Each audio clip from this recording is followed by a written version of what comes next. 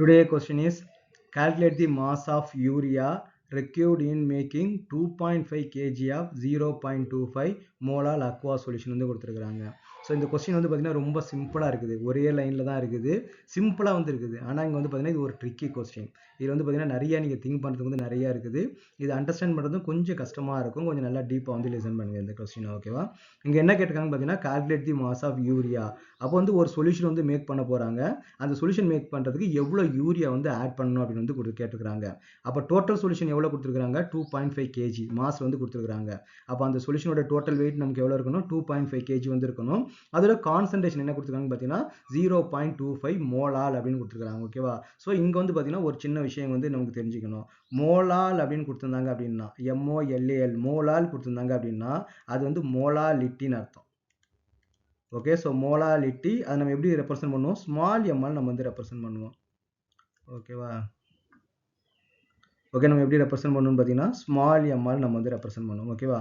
இதே பார்த்தீங்கன்னா molar solution அப்படின்னு கொடுத்துருக்காங்கன்னு வச்சுங்களேன், MOLAR மோலார் அப்படின்னு கொடுத்துருந்தாங்கன்னா அது என்னன்னா மோலாரிட்டி, RITY.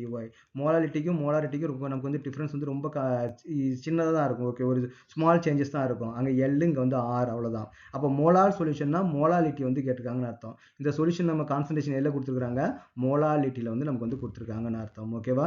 ஸோ அப்போ நமக்கு என்ன கேட்டிருக்காங்க? மோலாலிட்டி வந்து கொடுத்துருக்காங்க. அப்போ நம்ம போன ப்ராப்ளத்தை நம்ம என்ன பண்ணோம்? மோலாரிட்டி நம்ம வந்து கால்குலேட் பண்ணோம். இங்கே என்ன கொடுத்துருக்காங்க? மோலாரிட்டி கொடுத்துட்டாங்க. கிராம் வந்து எவ்வளோ வந்து உள்ளே ஆட் பண்ணணும்னு வந்து கேட்டுக்கிறாங்க, ஓகேவா? ஸோ இதான் நமக்கு வந்து question.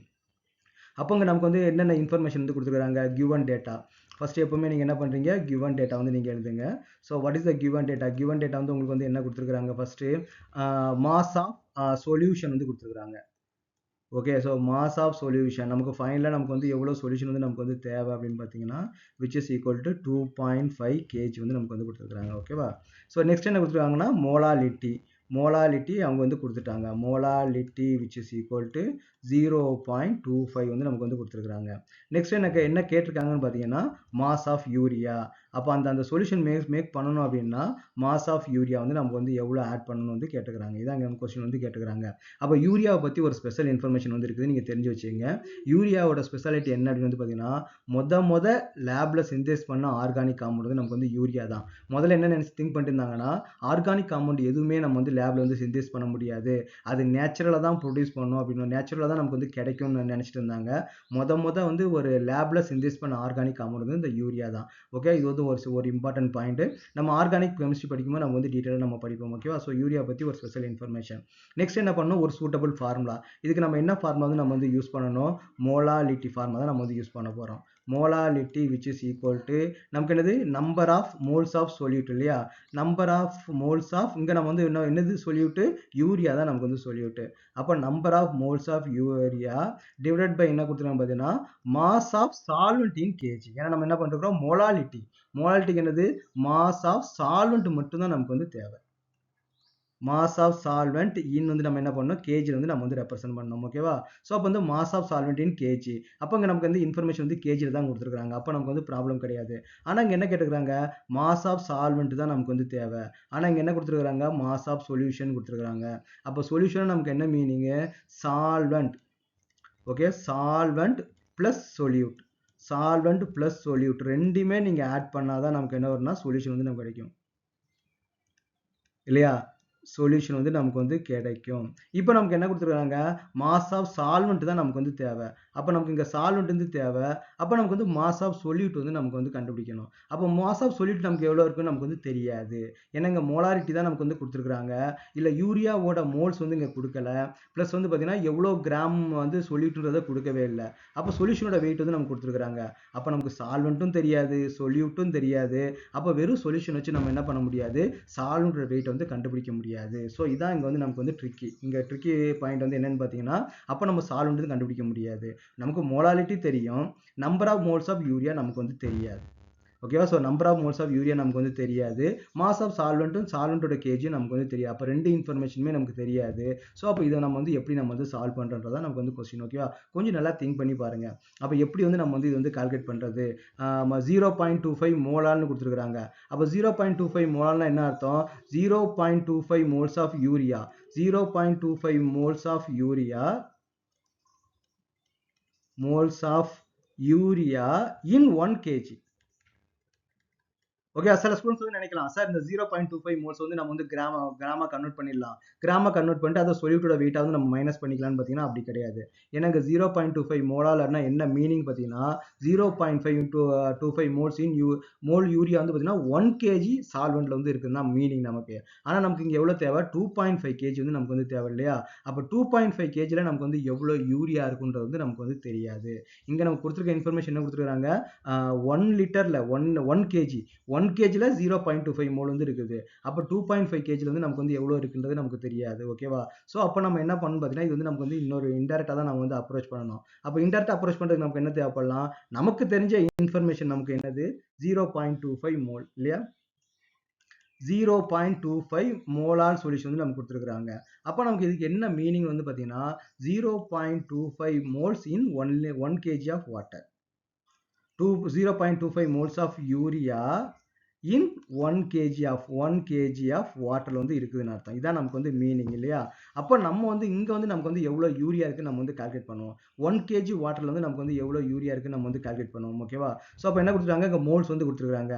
What is the formula for moles? Moles equal to given mass divided by molecular mass இல்லையா? Molecular mass. அப்போ மோல்ஸ் நமக்கு எவ்வளவு கொடுத்துருக்காங்க 0.25 which is equal to given mass நமக்கு தெரியாது divided by molecular mass. யூரியாவோட molecular mass எவ்வளவு, 2 nitrogen வந்து இருக்குது. ஒரு நைட்ரஜனுக்கு வந்து 14, 2 நைட்ரஜனுக்கு நமக்கு என்ன வரும் பார்த்தீங்கன்னா 28 வந்து வரும். பிளஸ் ஒரு கார்பனுக்கு வந்து என்ன வருது 12 வந்து வருது. ஒரு ஆக்சிஜனோட வெயிட் வந்து நமக்கு வந்து 16, அப்புறம் 4 ஹைட்ரஜன் வந்து இருக்குது. எல்லாத்தையும் ஆட் பண்ண நமக்கு என்ன வரும் 60 வரும்னு நினைக்கிறேன். 28 40 ஆமா 20 60 வந்து நமக்கு வந்து வருது. ஓகே, அப்போ நமக்கு வந்து 60. அப்போ what is the X? X equal to 0.25 into 60. அப்போ வாட் இஸ் த வேல்யூ?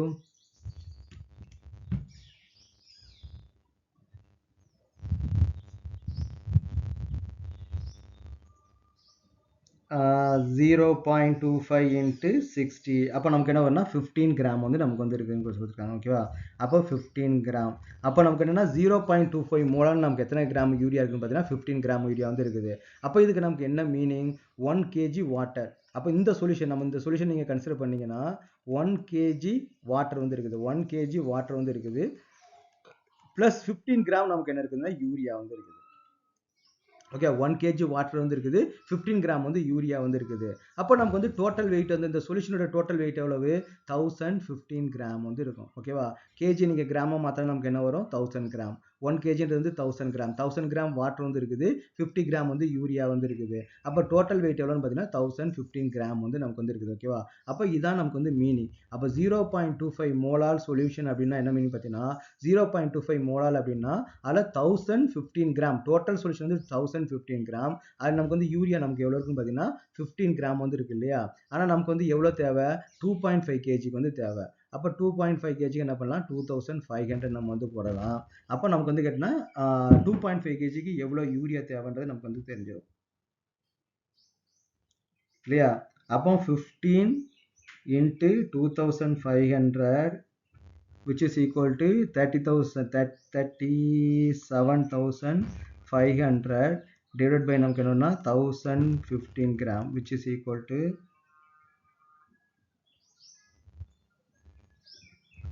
அப்போ 36.95 கிராம் வந்து இருக்கு. 36.94 கிராம் வந்து நமக்கு வந்து வருது. ஓகே, நமக்கு எவ்வளோ வருது 36.94 கிராம் வந்து நமக்கு வந்து இருக்கணும். ஓகே, அப்போ 2.5 அப்போ 2.5 kgல நமக்கு வந்து எவ்வளோ இருக்கும் அப்படின்னு வந்து பார்த்தீங்கன்னா 36.94 கிராம் வந்து நம்ம யூரியா வந்து நம்ம பண்ணணும். இந்த மோலார் சொல்யூஷன் பண்ணணும் அப்படின்னா 36.94 கிராம். இது வந்து நமக்கு வந்து இன்டைரக்டாக வந்து வருது. அப்போ நமக்கு வந்து ஆன்சர் வந்து நமக்கு எவ்வளோ வருது 36.94 கிராம் வந்து நமக்கு வந்து வருது. ஓகேவா? இந்த ப்ராப்ளத்தை வந்து பார்த்தீங்கன்னா சிலர் வந்து இதான் நமக்கு வந்து எக்ஸாக்டாக கரெக்ட் ஆன்சர். இந்த ப்ராப்ளத்தை சில பேர் என்ன பண்ணுவாங்கன்னா கொஞ்சம் தப்பாக வந்து மிஸ் அண்டர்ஸ்டாண்ட் பண்ணிடுவாங்க. எப்படி பண்ணுவாங்க அப்படின்னு வந்து பார்த்தீங்கன்னா இந்த 2.5 kgன்னு இருக்குங்க இல்லையா, இதை வந்து சால்வெண்ட்டாக வந்து நம்ம வந்து எடுத்துப்பாங்க. இப்போ நம்ம என்ன மோலாலிட்டி ஃபார்முலா நம்ம வந்து டைரெக்டாக எப்படி பண்ணுவாங்க பார்த்தீங்கன்னா மோலாலிட்டி வந்து யூஸ் பண்ணுவாங்க. Molality which is equal to number of moles of urea இல்லையா, number of moles of urea divided by mass of வந்து பார்த்தீங்கன்னா mass of solvent in kg. mass of solvent in KG, mass of solvent in KG வந்து கொடுத்துருக்காங்க இல்லையா, mass of solvent in KG. அப்போ molality நமக்கு என்ன பார்த்தீங்கன்னா 0.25 கொடுத்துருவாங்க. Number of moles of urea நமக்கு தெரியாது, அது எக்ஸ்னு வச்சுப்பாங்க. Mass of solvent in KG, சால்வெண்ட்டுக்கு பதிலாக நம்ம என்ன பண்ணிப்பாங்கன்னா டோட்டல் சொல்யூஷன் வந்து அவங்க தப்பாக மிஸ் அண்டர்ஸ்டாண்ட் பண்ணிட்டு இங்கே வந்து இந்த 2.5 kg தூக்கி உள்ளே போட்டுருவாங்க. அப்போ நமக்கு வந்து எக்ஸ் ஈக்குவல் நமக்கு என்ன வரும்,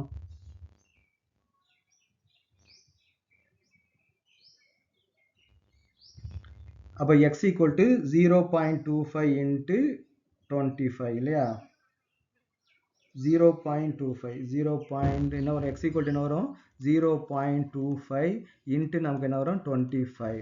அப்போ x equal நமக்கு என்ன வருதுன்னா 6.25 வந்து வருது. 6.25 மோல் வந்து நமக்கு வந்து தேவைப்படுது.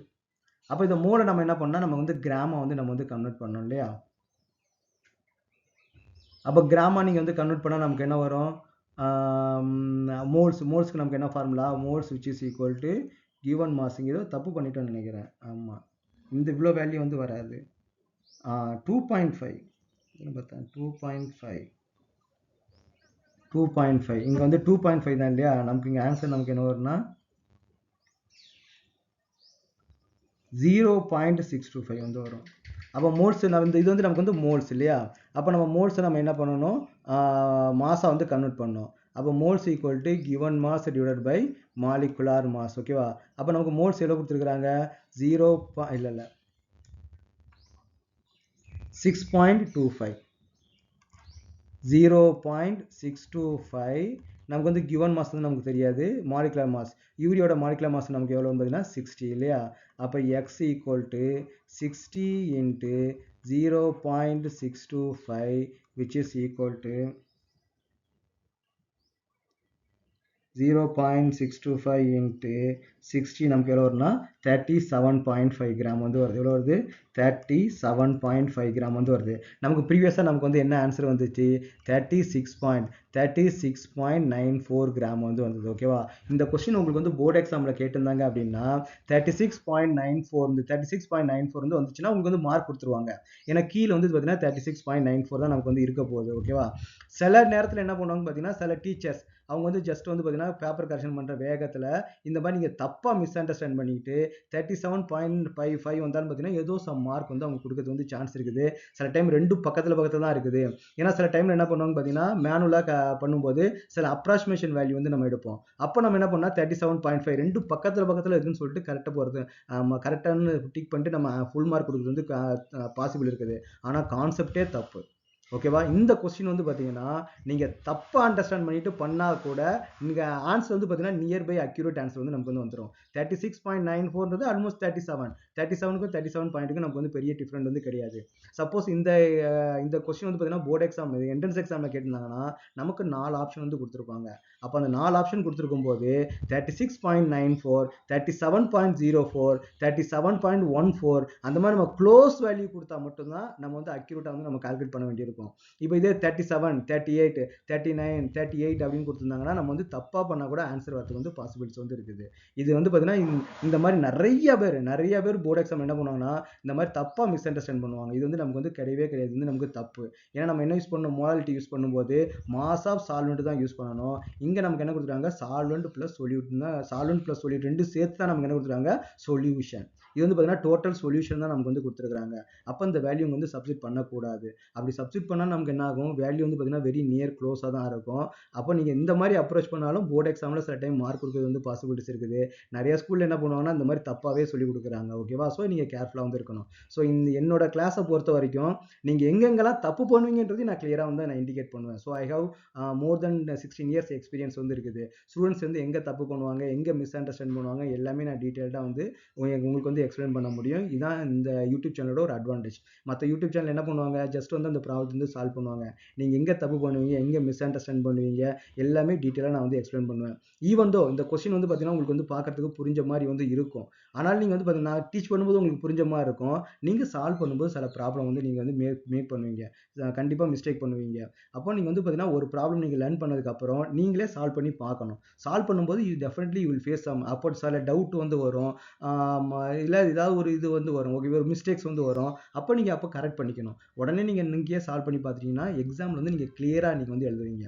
நீங்கள் இங்கேயே நீங்கள் போர்டு எக்ஸாம் போகிறதுக்கு முன்னாடியே நீங்கள் வந்து இங்கே சால்வ் பண்ணிட்டீங்கன்னா அப்போ நீங்கள் போர்டு எக்ஸாம் போகும்போது இந்த ப்ராப்ளத்தில் நான் இந்த மிஸ்டேக்ஸ்லாம் பண்ணுவேன் அப்படின்னு உங்களுக்கு நல்லாவே தெரியும். அதை வந்து நீங்கள் வந்து அவாய்ட் பண்ணிடலாம். நீங்கள் நான் டீச் பண்ணும்போது உங்களுக்கு எல்லாம் புரிஞ்ச மாதிரி இருக்கும். ஆமாம் புரிஞ்ச மாதிரி இருக்கும். அப்படியே போய் போர்டு எக்ஸாமில் உட்காந்தீங்க அப்படின்னா நிறைய டவுட்ஸ் வந்து அங்கே போர்டு எக்ஸாம் ஹாலில் வந்து நமக்கு வரும். அதெல்லாம் ஓவர் ரைட்டிங்லாம் நிறைய வரதுக்கு வந்து பாசிபிலிட்டிஸ் வந்து இருக்குது. இதெல்லாம் அவாய்ட் பண்ணணும் அப்படின்னா இந்த ப்ராப்ளம் நான் சால்வ் பண்ணுறேன் இல்லையா, சால்வ் பண்ணி முடிச்சதுக்கப்புறம் இதே ப்ராப்ளத்தை நீங்கள் ஓனாக வந்து சால்வ் பண்ணி பாருங்கள். தெரியலன்னா மறுபடியும் ரீகால் பண்ணிவிட்டு மறுபடியும் நீங்கள் வந்து சால்வ் பண்ணி பாருங்கள். இங்கேயே எக்ஸாம் போர்டு எக்ஸாம் இருந்தாலும் சரி, யூனிட் டெஸ்ட்டாக இருந்தாலும் சரி, உங்கள் ஸ்கூலில் என்ன எக்ஸாம் வச்சாலும் சரி, எக்ஸாம் போகிறதுக்கு முன்னாடி நீங்கள் என்ன பண்ணணும், ஒரு தடவை நீங்கள் வந்து சால்வ் பண்ணி பார்க்கணும். ஓகேவா? ஸோ நெக்ஸ்ட் ப்ராப்ளத்தில் நம்ம வந்து நெக்ஸ்ட் வீடியோவில் மீட் பண்ணுவோம்.